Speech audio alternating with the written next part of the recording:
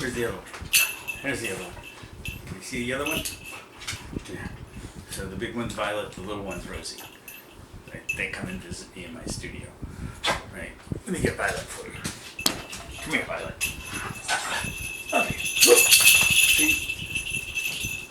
This is the big one. Yeah. Okay. All right. So I left some of the background so you can see this kind of where I paint. Last video I did was the before and after of this, and then I said I was going to do an instructional. So this is the instructional of me going through and painting this. Sorry if there's a little dog noise in the background. It's life, right? So I hope you like this. If you have any questions or suggestions, please give me comments. I will read them, believe it or not. I get so few of them, I can read all of them. So it'd be appreciated. All right, let's get right into it. All right, so I messed up and started painting before I recorded. So what I was doing is this. It's just using masking to mask out the flower shapes that I want on the page after I do the wash. So you can see me doing that now. Try to keep everything really loose, because if you don't do the mask loose, you don't end up with a loose flower. So I'm going to mix up the wash. First I'm starting just with water, and then a light wash with blue and gray, and then I'm just letting it get darker. Right, drying it off in between. Now I'm not drying it completely, just enough that I can work into it again. Right. So one of the things I'm trying to get better at is leaving spots that the watercolor does something really cool in, and just don't go back to it. So you see a couple of things I'm doing. You saw me spatter into the background, right? I'm adding different colors now. Just playing, trying to keep this really loose. Everything is wet.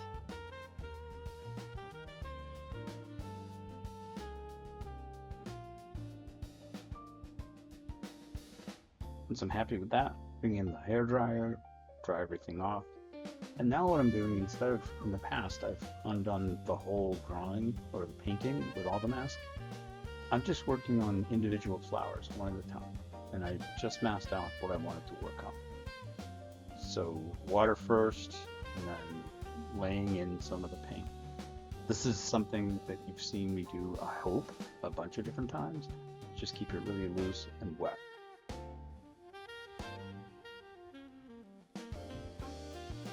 Time to add another flower, so pulling off the mask. And then I'll put down the water again, and then start with the pigment.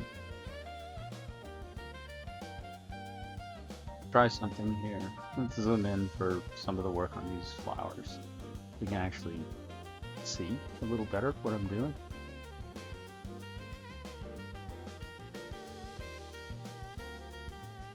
So it's really letting the water do a bunch of the work for me. Putting pigment around the edges and letting it blend.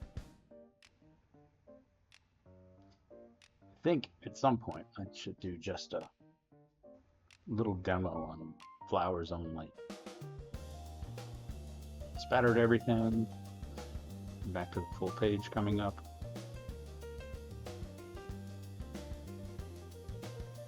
Adding more detail, moving on to a couple of more flowers. Now all of these are in the same color, so I can keep using the same color on the palette.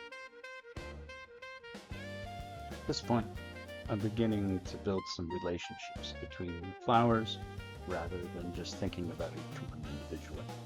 Looking for where the eye might move, where does it enter a painting, where does it stop, and everything becomes equally important. Or is it? Because that's something I have to watch myself on. I can easily keep adding flowers because I'm enjoying the painting of them, and suddenly I've filled every available space. Kind of like the last painting I did.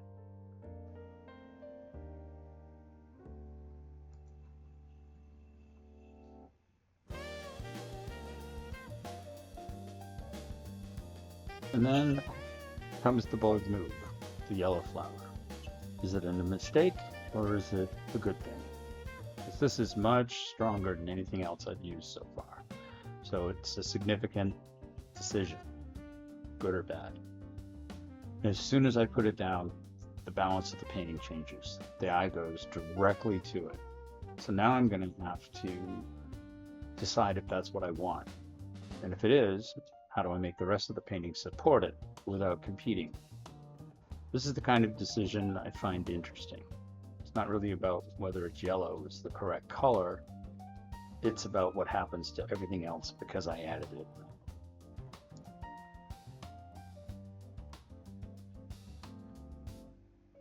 Now I'm going to respond to that yellow, begin to strengthen some of the other areas of the painting.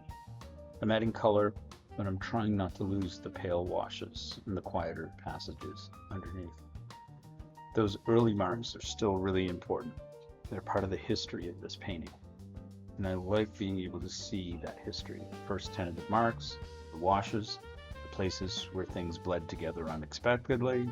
And yes, I try to let that happen now, where I used to try to stop it. And I don't want the finished painting to erase the process that created it. I want it to be evident throughout. As I'm getting closer to the end, the marks are going to become smaller and more deliberate, and get a lot more dangerous. Dangerous because once the painting starts to feel like it's going somewhere, there's a temptation to keep improving it. One more flower, one more dark, one more detail. And of course, eventually, that one more thing is the thing you shouldn't have added. So I'm trying to look at the entire painting than just the one small area where my brush happens to be. Does it need more? Or do I just want to keep painting? Do I want to stop? That's a big question. So here I'm going to be making some final adjustments, adding a few more defined shapes, strengthening certain areas, trying to create a balance between the loose atmospheric background and the more recognizable flowers. What I like about this painting is that you can still see those very first marks that I made underneath everything.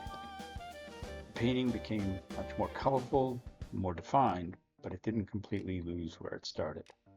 And that's something important that I'm trying to preserve more in my watercolor work.